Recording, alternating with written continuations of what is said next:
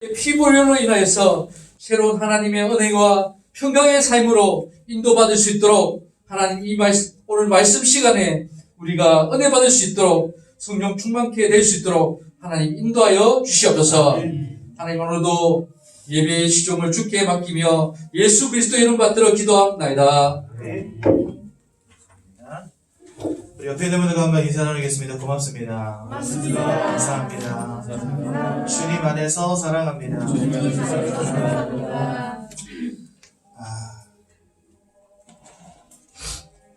오늘은 제 6가 말씀, 7가 말씀 5가지 확신 보도록 하겠습니다.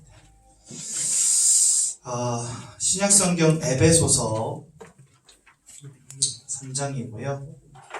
나는 에베소서가 어디 붙어 있는지 몰라요 하시는 분들은 손을 들어주시면 저희가 가서 찾아드리겠습니다. 에베소서 3장 12절과 13절 말씀 보시겠습니다.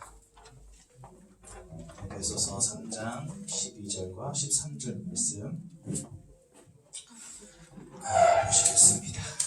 에베소서 3장 12절, 13절 찾으셨을까요? 다 찾으신 것 같네요. 우리 한 목소리로 함께 다 같이 봉독해 보도록 하겠습니다. 시작! 우리가 그 안에서 그를 믿음으로 말미암아 담대함과 확신을 가지고 하나님께 나아감을 얻느니라. 그러므로 너희에게 구하노니 너희를 위한 나의 여러 환난에 대하여 낙심하지 말라. 이는 너희의 영광이니라. 아멘. 우리가 무엇인가를 바라볼 때 그것을 바라보면서 깨닫는 데에는요 아주 중요한 한 가지 기준이 있습니다. 그 기준이 뭐냐면 내가 아는 만큼 보인다는 겁니다. 사람이 인생을 바라볼 때 이 인생, 즉 우리 사람을 바라보고 인생을 바라볼 때 세상은요 뭐라고 말하냐, 생각하는 동물이다 라고 말합니다. 사람을 두고 말할 때 잘 본 거죠. 우리는 생각이 있고 이성이 있고 육신이 있는 존재들이니까 정신이 있고 마음이 있고 또한 육신을 가진 존재라는 거 세상이 아는 거죠. 그런데 딱 거기까지만 안다는 겁니다. 왜요? 그만큼만 아니까 그렇게 보이는 거죠. 그래서 여러분들 지금부터 하는 말씀을 잘 들으십시오. 우리가 지금까지 알지 못한 것을 깨달을 때에야 비로소 지금까지 보이지 않던 것들이 보이기 시작하는 겁니다. 그래서요 우린 그걸 뭐라 하냐면 안개를 넓힌다라고 하거든요. 내가 모르던 무엇인가를 배우면 그것을 통해서 내 인생이 새롭게 보이고 인간이 새롭게 보이기 시작하는 거예요. 그래서 무엇인가를 보는 것도 중요한데 어떤 잣대를 가지고 그것을 바라보는 데는 더 중요한 겁니다. 그렇죠? 그런 의미에서 볼 때 성경은요 우리에게 지금까지 세상이 절대로 시도하지 못했던 가장 새로운 잣대를 우리에게 제공해주는 책이라고 볼 수 있습니다.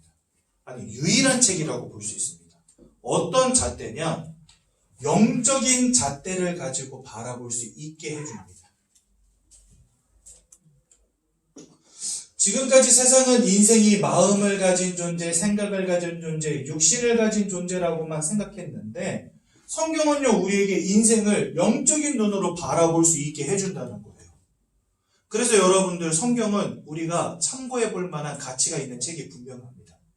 우리 기독교, 저는 목사니까 이거 생명보다 중요하게 여기는 책이 맞는데 우리 새가족분들은 그렇지 않단 말이에요. 그렇죠? 지금까지 교회 별 상관 없이 성경이 뭔지도 모른 채 살아오셨으니까. 그런데 그냥 우리가 객관적으로만 놓고 보더라도 어떤 성경은 인생을 바라보는 데 있어서 새로운 잣대를 제공하는 게 분명하다는 것입니다. 그리고 이 새로운 잣대로 인생을 바라볼 때야 비로소 지금까지 보이지 않던 사실들이 보인다는 것도 분명한 것이죠. 그래서 여러분들 우리는 복음을 들어볼 필요가 있는 겁니다. 더 중요한 것은 영적인 잣대라는 것은 우리 눈으로 보이지 않는 거예요. 영적인 것은 눈에 보이지 않잖아요. 그래서 많은 것이 숨겨져 있고 또 왜곡되어져 있습니다. 이것을요 우리가 바로 바라볼 수 있는 성경이 말씀하시는 진리의 지식이 필요하다는 거예요. 여러분들이 지금까지 인생을 살아오시면서 세상에 말하는 사람 혹은 내가 그저 경험해 온 것 안에 속박되어 있는 인간, 인생이 뭔가 여기만 바라보셨을 건데 이제는요 성경이 말씀하시는 영적인 잣대를 통해서 숨겨져 있고 왜곡되어져 있는 곳에 대한 분명한 진실을 알아볼 필요가 있다는 겁니다.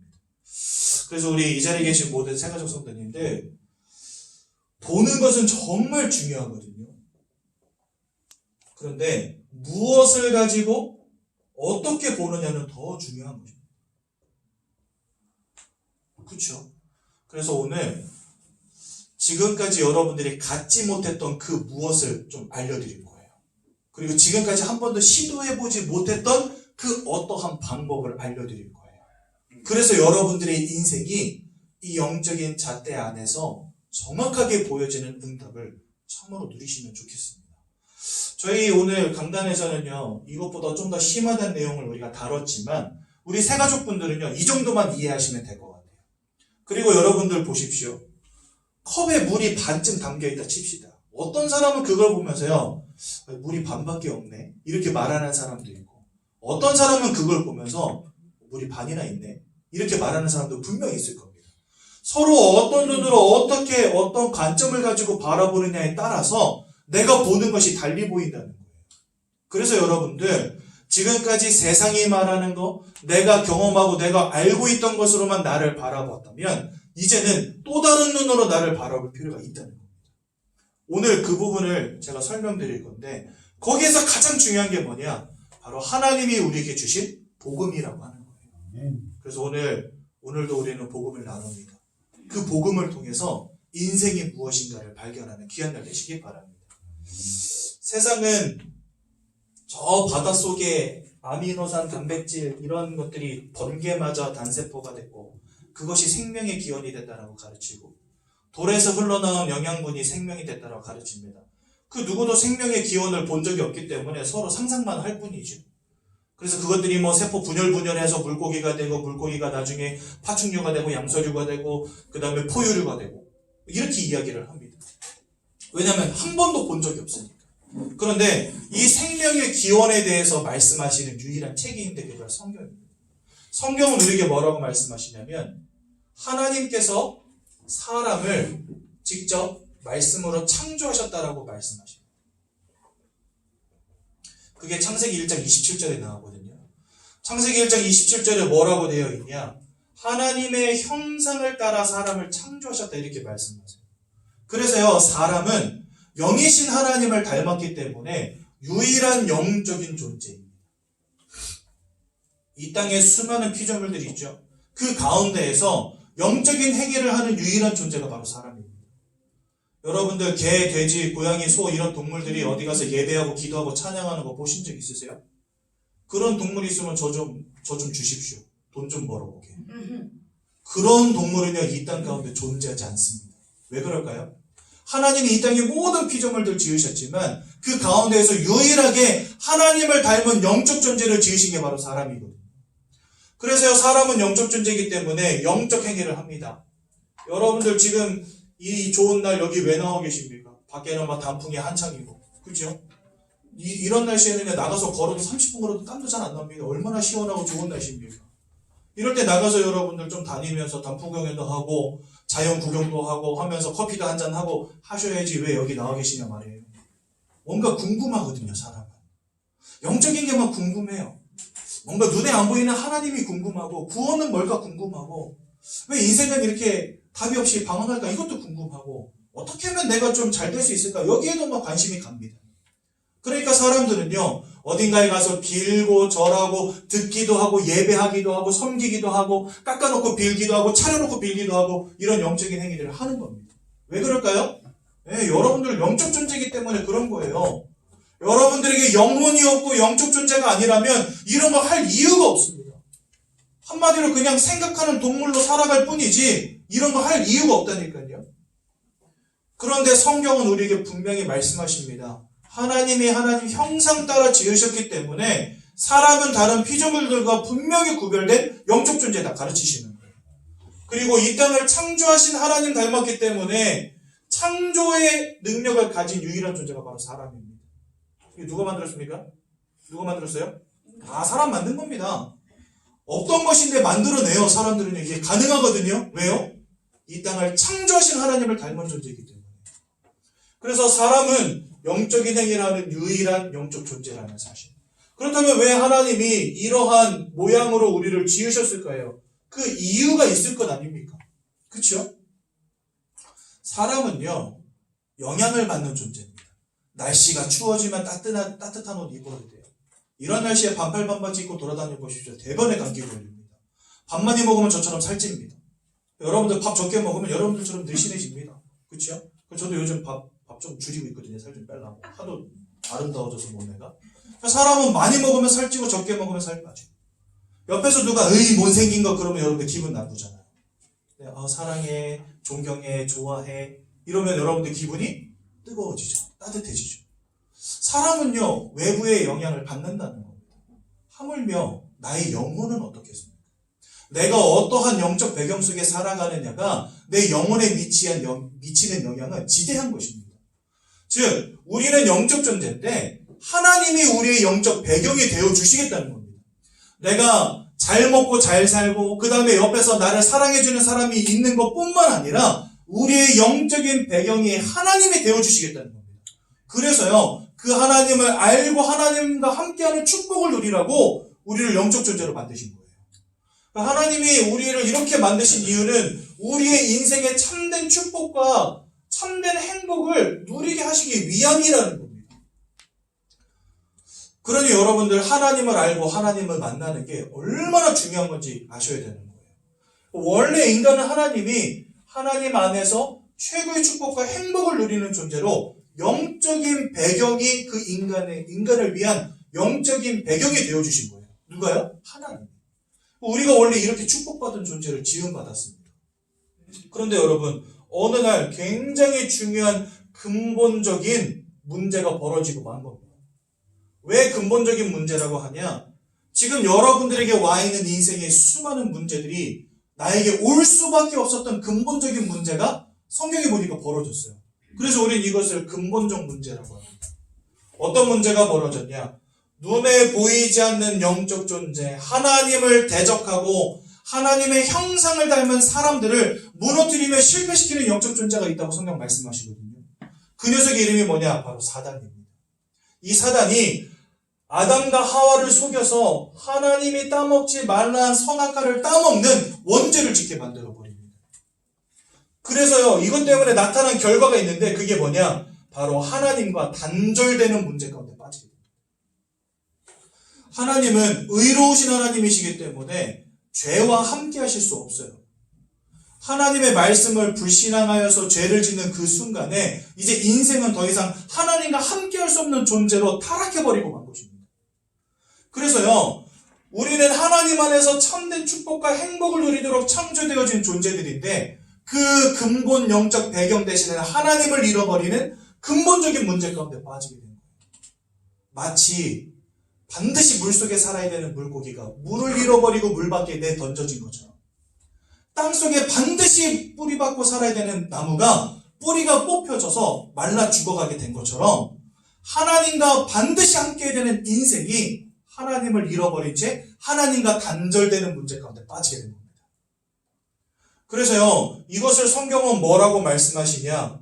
에베소서 2장 1절에 보니까 죄와 허물로 인하여 죽었던 너희를 살리셨도다 이렇게 되어 있습니다. 물 떠난 물고기가 사망이듯이 뿌리 뽑힌 나무가 죽은 것과 마찬가지듯이 하나님을 잃어버린 인생은 또한 영적 사망 가운데 빠지는 것입니다. 그러니까 여러분들이 지금까지 이 영적 사망 가운데 살아오신 거예요. 하나님과 함께 되는 인생인데 하나님이 계신 것도 모르고 사단이 있다는 것도 모른 채 지금까지 그저 열심히 돈 좀 벌어보자, 성공해보자 살아오셨는데 이상하게 내 인생에 원하는 축복은 오지 않고 자꾸 원치 않는 불행이 오고 내가 원하는 행복은 오지 않고 자꾸 사건, 사고가 지속되어지는 인생 살아오신 겁니다. 이전까지는 내가 공부를 좀 덜 해서 혹은 남편을 이상한 사람 만나서 자녀를 이상한 걸 낳아서 여러 가지 핑계들을 막 주변에서 찾아오셨을 거예요. 이건 이래서 그렇고 이건 저래서 그렇고 나는 인생에 운이 없어서 그렇고 아닙니다. 여러분들이 지금까지 이렇게 불행과 문제와 사건 사고 속에 살아오실 수밖에 없는 근본 원인을 성경 뭐라고 말씀하시냐? 하나님을 잃어버렸기 때문에. 영적 존재인 사람은 하나님과 함께하는 축복 가운데 있어야 되는데 이 축복을 잃어버리는 근본적인 문제 가운데 사람들이 다 빠져버린 거예요. 그러다 보니까 인생의 모든 문제가 시작이 됩니다. 첫 번째는요. 요한복음 8장 44절에 보니까 너희는 너희 아비 마귀 즉 사단에게서 났으니 이렇게 되어 있습니다. 이 말은 뭐냐면 사람은 하나님이 영적인 배경이 되어주셨던 존재거든요. 근데 하나님과 단절된 그 순간부터 우리의 영적 배경이 누구로 바뀌었냐? 이 사단 마귀로 바뀌어버린 것입니다. 그래서 이것을 세상 말로는 뭐라고 하냐? 바로 운명과 사주팔자라고 해요. 여러분들의 인생을 쥐고 흔드는 영적 존재가 있다는 거예요. 내가 아무리 착하게 살아도 열심히 살아도 최선을 다해도 안 되어질 수밖에 없는 영적인 영향력을 여러분들 인생에 끼치는 존재가 있다는 겁니다. 그것을 우리는 운명이여 사주팔자라고 말합니다. 이 녀석을요. 요한복음 8장 44절은 뭐라고 말하냐? 살인자라고 말합니다. 거짓말장이라고 말합니다. 또 요한복음 10장 10절에는 모든 것을 빼앗고 죽이고 멸망시키는 도적이라고 말합니다. 계시록 12장 9절에는요. 이 녀석이 천하를 속이는 자라고 되어 있습니다. 여러분 생각해 보십시오. 살인마가 거짓말장이가 모든 것을 빼앗고 죽이고 멸망시키려는 존재가 늘 속이고 사기치는 존재가 여러분들 인생의 배경이 되었다. 뭐가 남아나겠습니까? 인생이요. 아무리 최선을 다하고 열심히 살아도 되어지질 않는 거예요. 어느 날 갑자기 막 질병의 문제가 턱 터지고 어느 날 갑자기 뭔가 보이고 들리기 시작하고 여러분들 제가 현장에서 사역하다 보면 진짜 희한하게 인생 무너지신 분들 너무나 많이 봤습니다. 공부 잘하던 친구가 갑자기 막 귀신 보이기 시작하면서 정신병원에 입원하게 되고 막 자해하게 되고 자살 문제 가운데 빠지게 되고 이런 것들을 제가 너무 많이 봤어요. 왜 그렇습니까? 처음부터 나는 실패할 거야. 처음부터 나는 정신병원에서 인생 마감할 거야. 이런 꿈과 비전을 가진 사람은 이 땅에 없다니까요. 근데 인생을 살아가다 보면 내가 원치 않는 이런 정신과 마음과 생각의 문제, 삶과 육신의 문제가 사람들에게 계속해서 임한단 말이죠. 내가 얼마나 착하냐, 얼마나 능력이 있냐와 상관이 없이 임하는 인생의 문제들이 있다는 겁니다. 왜 그럴까요? 네, 이 녀석에게 붙잡힌 인생이 되었어요. 언제부터요? 하나님을 잃어버린 순간부터. 여러분들의 영적인 배경이 사단 마귀로 바뀌어버린 것입니다. 안타깝지만. 그러면서 그 속에서 뭐하게 만드냐? 무엇인가 깎아놓고 비일게 만들고 차려놓고 비일게 만듭니다. 이것이 마치 우리의 불행을 막아줄 수 있다는 듯이. 여러분 돼지머리 삶아도 놓고 상에다가 올려놓고 그 옆에다 시루 떡 배 사과 깎아놓고 열심히 절합니다. 차 새로 사면은 제사 지내고요. 고사 지내고요. 집 새로 사면은 고사 지내고요.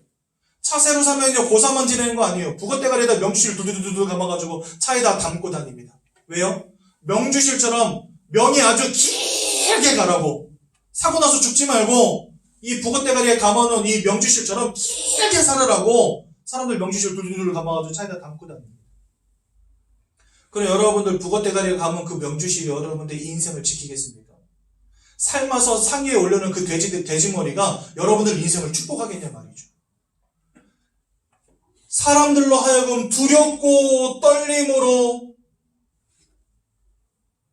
미래를 향한 근심으로 살아가게 만들고 그 마음에 편안함이 없게 만들고 늘 두렵게 만들고 근심하게 만들고 떨게 만들어서 결국은 우상숭배 앞에 나아가게 만들어요.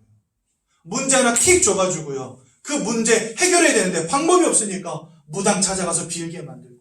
그렇죠? 여러분들 사람들 가운데 우상숭배 시키지 않아도 사람들 열심히 합니다. 아니 일평생 우상숭배 안 했던 사람들도요. 사업하다가 갑자기 사업이 힘들어진다 그러면 대번에 뭐부터 생각하는지 아세요? 야 이거 무당 불러다가 구시라도 한번 해야 되나? 가르치지 않아도 합니다. 왜요? 그 영적 배경이 누구기 때문에? 사단이기 때문에. 근데 여러분 더 중요한 거 고린도전서 10장 20절에 뭐라 말씀하시냐? 이 우상숭배는 사단을 따르는 졸개들 귀신들과 교제하는 것입니다. 나는 너희가 귀신과 교제하는 자 되기를 원치 아니하노라. 열심히 차려놓고 빌고 절하고 하는 이 모든 것들이 결국은 사단과 귀신을 섬기는 행위라는 겁니다. 그래서요, 이거 하면 할수록 인생은 무너집니다. 이거 하면 할수록 가문은 절단납니다. 이거 하면 할수록 후대는 무너집니다. 출애굽기 20장 4절에서 5절에 보니까 나를 미워하는 자들, 즉 우상을 섬기며 귀신을 섬기는 자들은 그 죄를 갚되 아비로부터 3, 4대 이르게 하나니. 그러면서 그 뒤에는요, 축복은 1000대에 이른다 이렇게 말씀하셨어요. 축복은 1000대인데 왜 형벌은 3, 4대입니까? 재밌죠? 형벌도 한 1000대 가야 되는 거 아니에요? 왜 형벌은 3, 4대일까요?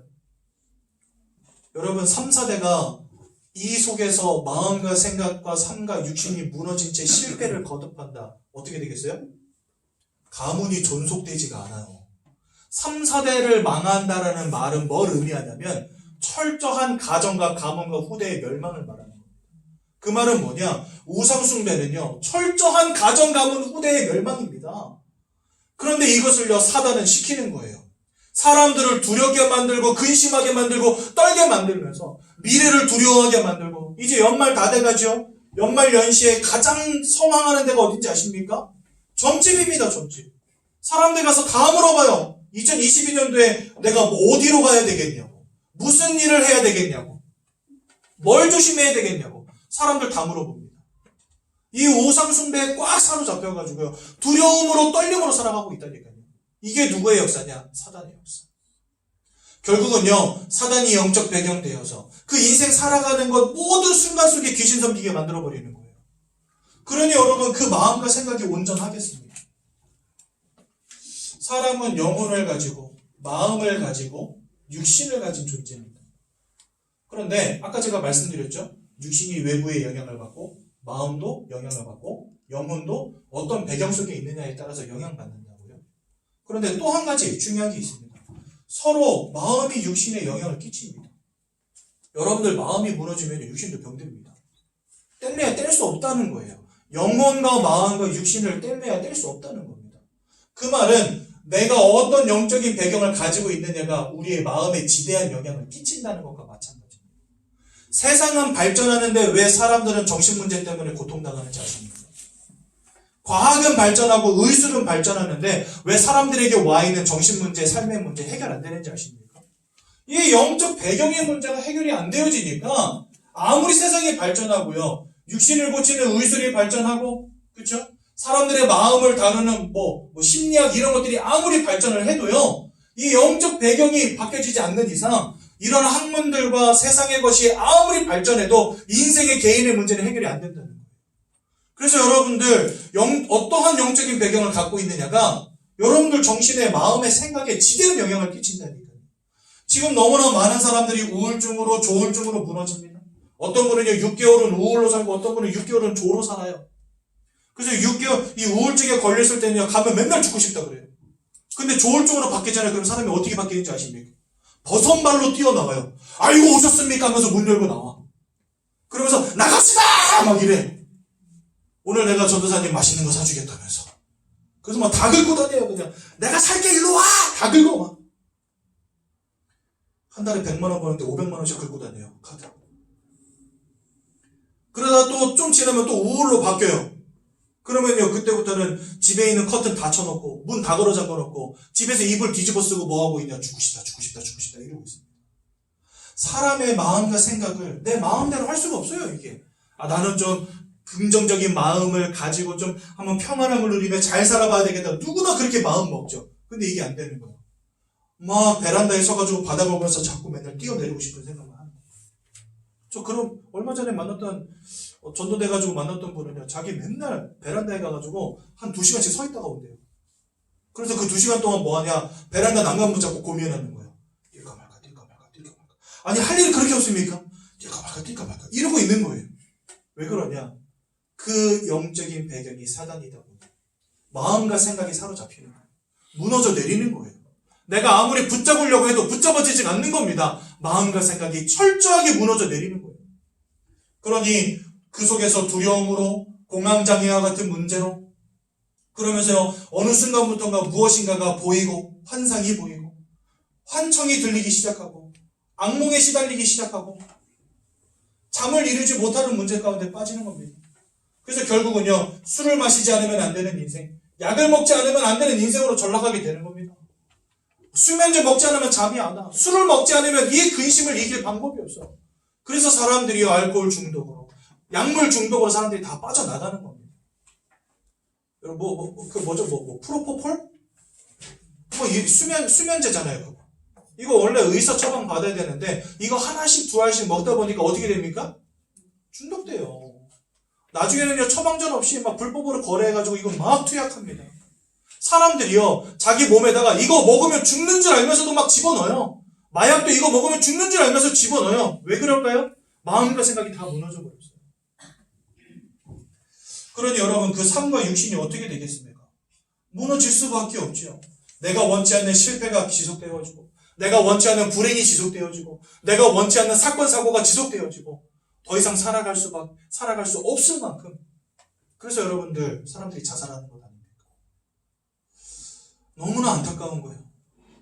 지금까지 여러분들은 세상을 어떻게 바라보셨습니까? 지금까지 여러분들은 인간을 어떻게 바라보셨습니까?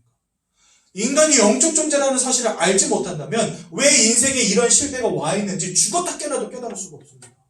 세상이 말하는 진리와 잣대로는요, 절대로 인생을 파악할 수 없다는 거예요. 오직 우리에게 주신 영적인 잣대인 이 성경으로 내 인생이 무엇인가를 바라볼 때야 비로소 내가 영적 존재며 내 인생에 왜 이러한 실패가 왔는지가 보여지기 시작한다는 겁니다. 그러니 여러분들 진짜 오늘 너무 복된 자리에 오신 거예요. 그렇죠? 삶과 육신이 무너질 수밖에 없는 인생. 더 큰 문제는 뭐냐? 히브리서 9장 27절에 보니까 사람 한 번 죽는 것은 정해져 있다 그랬습니다. 누구든지 한 번은 죽습니다. 이곳에 천년만년 사실 분 있습니까? 강남에 100층짜리 빌딩을 열채를 세운다 하더라도 여러분들 결국 가야 됩니다. 그거 천년만년 옆구리에다 끼고 살 사람 아무도 없습니다. 돈 아무리 벌어도요, 여러분들의 죽음을 막을 수는 없습니다.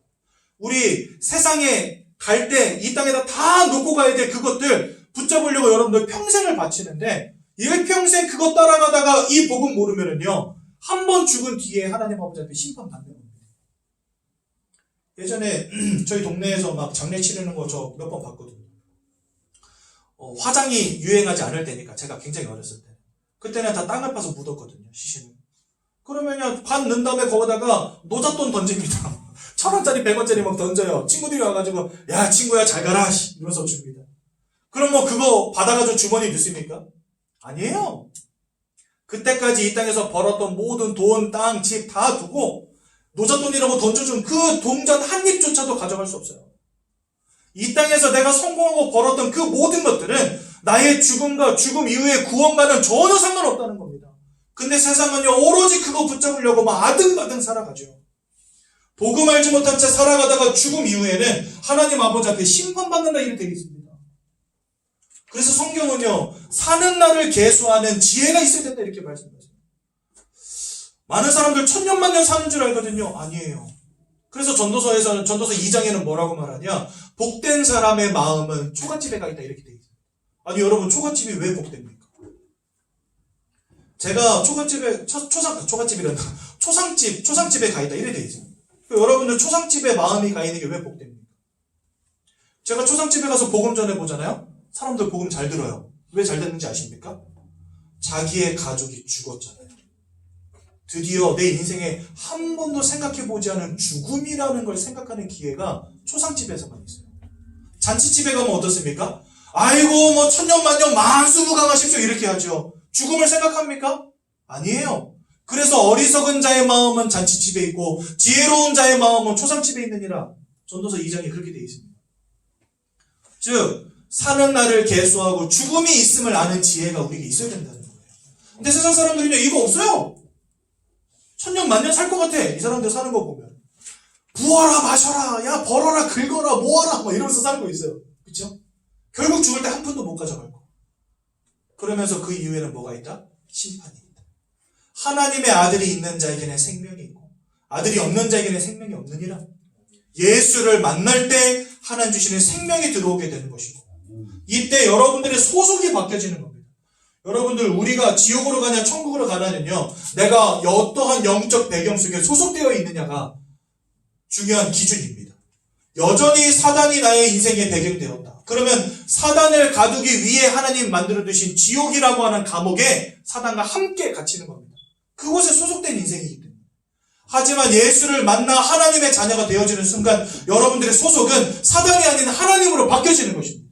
그래서요, 예수를 만나 생명 있는 자들이 천국 가는 것이요, 예수를 모른 채 이 땅 가운데서 사단의 영적 배경 가운데 살아가다가 죽는 모든 사람들은 사단과 함께 지옥에 갇히는 겁니다. 그러니 이 심판을 피하는 방법은 구원받는 것밖에 없는 거예요. 하나님을 만나는 것밖에 없는 거예요. 근데 우리의 힘으로 하나님 만날 수 없으니 이와 같이 지옥 같은 인생 살다가 나중에 죽어서 진짜 지옥 가는 겁니다. 더 큰 문제는 뭐냐? 여러분들의 후대도 여기서 자유로울 수 없다는 겁니다.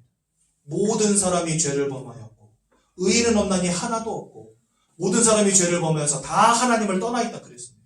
태어날 때는요, 누구든지 동일선상에서 출발하는 겁니다. 하나님을 떠난 상태에서 다 시작하는 겁니다.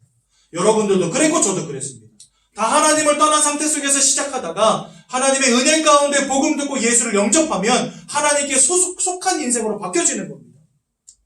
그러니 하나님을 알지 못하는 모든 사람들은 여러분들의 후대들도 마찬가지입니다. 다 이 속에서 살다가 하나님 아버지 앞에 심판받아야 됩니다. 여러분, 이게 우리의 지식으로, 돈으로, 명예로, 권력으로, 실력으로 되겠습니까? 내가 착하게 산다고, 봉사 많이 한다고 해결되어지겠습니까? 아닙니다. 내가 아무리 열심히 살아도 이 영적 배경은 바뀌어지지가 않는 겁니다. 왜냐니까 성경은 이 영적 배경에 대해서 뭐라고 말씀하셨냐? 마태복음 7장입니까? 8장에 보면은 먼저 강한 자를 결박하지 않고는 그 세간을 늑탈할 수 없다, 이렇게 말씀되어 있어요. 즉 우리 인생을 사로잡은 강한 자가 있다는 겁니다. 이 사단은요, 우리를 그 강한 손으로 붙잡고 있다는 거예요. 내가 아무리 발버둥 쳐도 그 강한 손의 권세를 꺾어버리기 전에는 빠져나올 수 없는데 이 사단의 권세를 우리 힘으로는 꺾을 수 없어요. 또 로마서 8장 2절에 보니까 죄와 사망의 법에 묶여있다 이렇게 되어 있습니다. 우리를 올가맨 사슬이 있다니까요. 죄와 사망이라고 하는 사슬. 우리의 인생을 사로잡은 강한 자의 손이 있다니까요. 이걸 어떻게 우리 힘으로 해결합니까?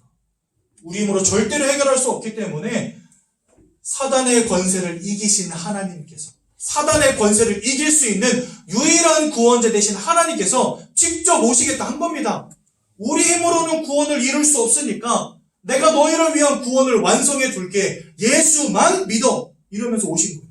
그분이 바로 누구십니까? 네, 예수님이십니다. 하나님이 우리를 위해서 길을 열어주신 거죠. 요한일서 3장 8절에 보니까 죄를 짓는 자마다 마귀에게 속하여 있나니, 우리는 그래서 사단에게 속한 자가 되었어요. 사단의 배경을 가지고 살아가는 인생이 된 거예요. 하나님의 아들이 이 땅에 나타나신 것은 이 마귀가 하는 모든 일을 멸하기 위함이니라. 그래서 예수님은요, 사단의 권세를 꺾으신 참 왕이 되십니다. 로마서 8장 1절에서 2절에 보니까 그리스도 예수 안에 있는 자에게는 결코 정죄함이 없나니, 더 이상 죄인이 아니라는 겁니다. 죄와 사망의 법에 묶여있던 너희를 예수 그리스도 안에 있는 생명의 성령의 법이 해방하였느니라, 이렇게 말씀하십니다. 우리가 이전에는 죄와 사망의 법에 묶인 자였는데 이제는 십자가에 못 박혀 돌아가신 예수로 말미암아 이 죄와 사망의 법에서 해방된 자가 된 것입니다. 그래서 예수님은요, 우리의 죄와 저주의 권세를 끝내신 참 제사장이 되십니다. 세 번째로 요한복음 14장 6절에 보니까 다 하나님을 떠나서 하나님과 단절되어 있는데, 한 명의 예외도 없이 다 하나님을 떠나 있는데, 내가 곧 길이요 진리요 생명이니 나로 말미암지 않고는 아버지께로 올 자가 없느니라. 하나님을 만나는 유일한 길로 진리로 생명으로 이 땅에 오신 이가 바로 누가요? 예수님이시라는 겁니다. 그래서 예수님은요, 하나님을 만나는 참 선지자가 되십니다. 이분이 2000년 전에 이 땅에 오셔서 우리를 위해서 고난당하시고 우리를 위해서 고통당하시고, 이분이 우리를 위해서 찔리시고 우리를 위해서 채찍에 맞으셨어요. 그가 징계를 받음으로 우리가 나음을 입고 우리가 평안을 누리게 됐다, 분명히 말씀하십니다. 주님이 우리를 위해서 고난당하셨다니까요. 그가 십자가에 못 박혀 돌아가실 때에 도살장으로 끌려가는 양과 같이, 양털을 깎는 그 양털 깎는 자 앞에서 잠잠한 양과 같이 그 입을 열지 않았다, 이렇게 말씀하십니다. 우리를 위해서 고난당하시는데요, 한 번도 그 입을 열지 않으셨대요. 담담하게 그 죽음을 받아들이셨다는 겁니다. 왜요? 그것만이 여러분들과 나를 살리는 유일한 방법입니다. 그래서 예수님은요, 고난당하시고 고통당하시고 십자가 위에서 모든 보혈을 흘리시고 여러분들을 위해서 생명을 내어주신 것입니다. 그리고 돌아가신 지 3일 만에 부활하심으로 우리를 구원하신 구원자, 즉 그리스도가 되심을 우리에게 보여주신 것입니다. 그래서 우리는요, 그분을 예수 그리스도로 부르는 것입니다. 이 그리스도를 믿고 마음에 영접할 때 우리 인생이 절대적으로 무너질 수밖에 없었던 이 근본의 문제가 단번에 영원히 완전히 끝나버리는 것입니다. 그래서 우리는요, 예수를 믿어야 되는 거예요. 어떤 분은 그러더라고요. 교회 가면 돈이 나오냐, 떡이 나오냐, 쌀이 나오냐. 교회 오면 돈 안 나오고 떡 안 나오고 쌀 안 나옵니다. 물론 점심시간에 밥은 줍니다. 근데 여러분, 겨우 그거 먹으려고 교회 간다면 진짜 불쌍한 인생 아닙니까? 하나님이 예수를 이 땅에 보내실 때 그 이유와 목적은 우리의 영혼을 구원하여서 우리가 천국에 이르는 축복을 누리게 하시기 위해서 직접 사람의 몸을 입고 이 땅에 오셨거든요.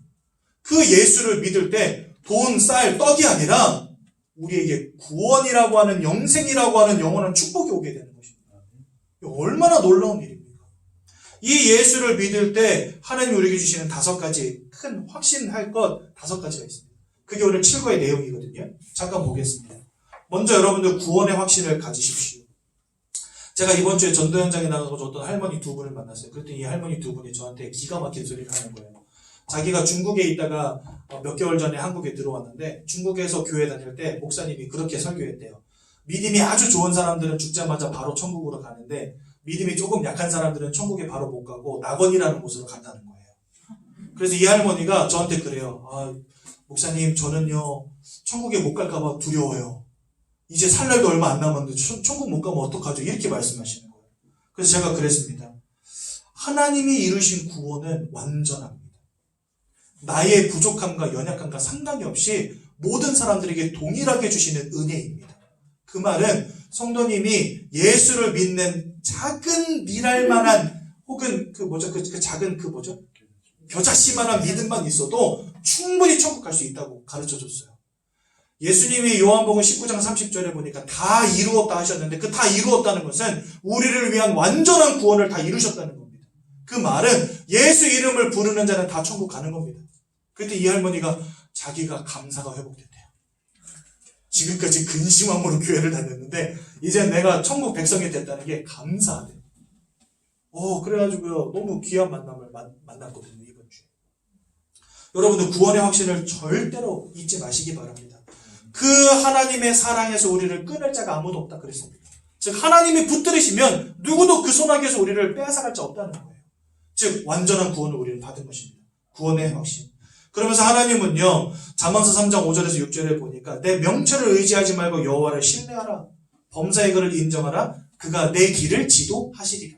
즉 우리의 인생을 하나님이 세밀하게 인도해 가실 거니까 그 하나님께 우리 인생을 맡기기만 하면 됩니다. 그게 바로 인도의 확신. 세 번째는 승리의 확신입니다. 요한복음 16장 33절 보니까 담대하라 내가 세상을 이기었노라. 특히나 창세기 3장 15절에는 여인의 후손이 와서 뱀의 머리를 깨뜨릴 것이다. 이 사단의 머리를 깨뜨려버리셨어요. 이미 더 이상 두려워할 게 없다는 겁니다. 승리의 확신.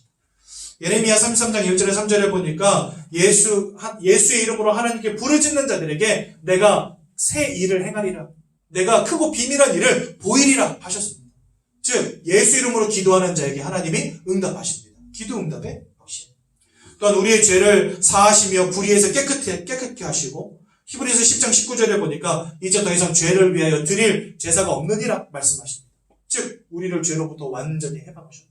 그래서 여러분들 예수 그리스도를 믿고 마음에 영접하는 자들에게 하나님은 이러한 완전한 구원을, 완전한 인도를, 완전한 승리와 완전한 기도 응답과 완전한 화제의 응답을 주신다는 거예요.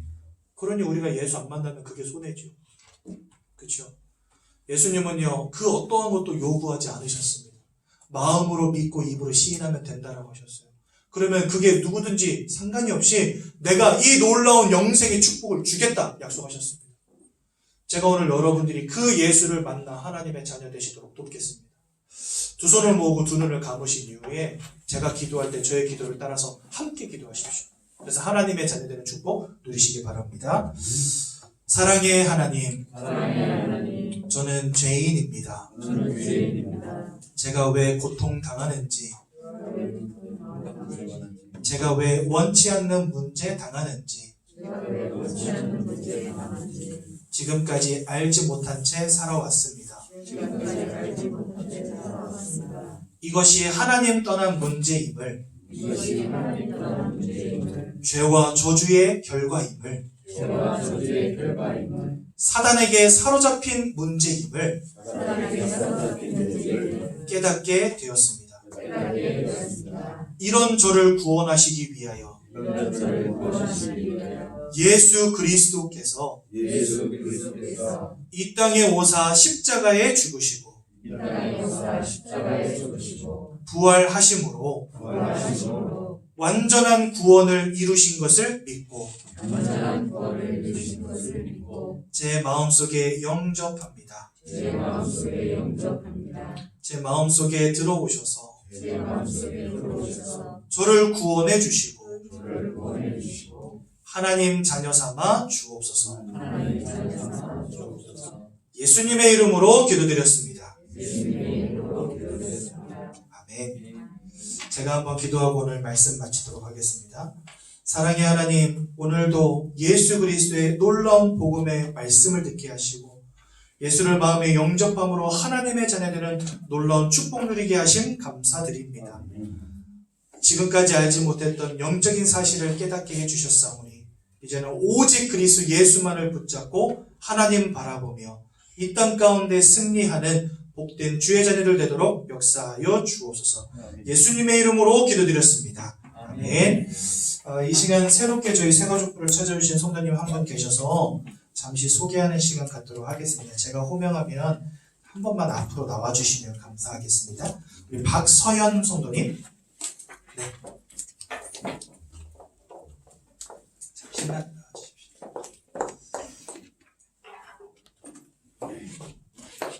네, 새롭게 저희 새가족부를 찾아주셨는데요. 앞으로 10주간 우리 같이 말씀 나누면서 이 놀라운 복음의 메시지가 깊이 이해되어지고 깨달아지는 응답 누리시라고 우리 박수로 환영하도록 하겠습니다. 감사합니다. 저희가 준비한 책한데 되게 돌아가셔서 한번 읽어보십시오. 들어가시면 되겠습니다. 제가 우리 박서연 성도님 위해서 한번 기도하도록 하겠습니다. 하나님, 오늘 우리 귀한 박서연 성도님을 저희 새가족부로 인도하여 주시고 예수가 그리스도라는 이 복음의 말씀을 듣고 영접하여 하나님의 자녀되는 축복 주심 감사드립니다. 그리스도가 깊이 발견되어지며 깨달아지는 은혜를 주시고 분명한 영적 사실을 볼 수 있도록 영안을 열어주셔서 일평생 예배 속에 말씀 속에 기도 속에 그리스도 예수의 언약 속에 살아가실 수 있도록 축복해 주옵소서. 예수님의 이름으로 기도드렸습니다. 네. 찬송가 85장 1절만 하나님께 드리겠습니다.